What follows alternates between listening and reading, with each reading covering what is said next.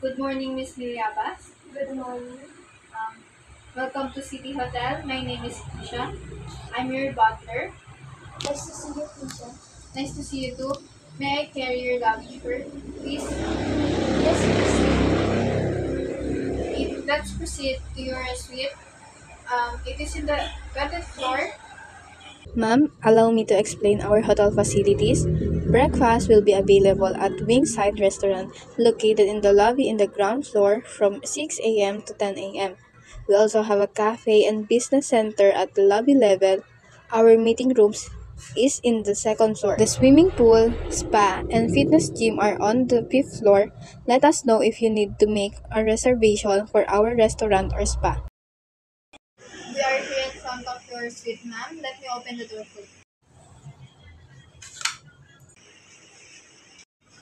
Your nearest fire exit is in the right from your room. I will place your key card at the electricity slot. May I offer you a drink, ma'am? Yes, a bottled water only. For a moment. Here's your water, ma'am. Thank you. Would you like me to unpack your luggage, ma'am? Yes, please, but my important things, my jewelry and watch, please put it in my bed. Okay, ma'am.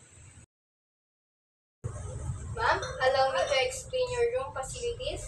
You have a safety deposit box in your wardrobe, a mini bar where your butler replenishes your drink every day, your remote control for air condition and television is located here. A checklist is on the table. We have 80 channels for your selection. The telephone is here. To make an outgoing call, just dial 63 followed by the number, or you may press 0 for operator assistance. For hotel departments, you may press 1 for front desk, 2 for housekeeping, 3 for room service, and 4 for security. The telephone directory is here in your drawer.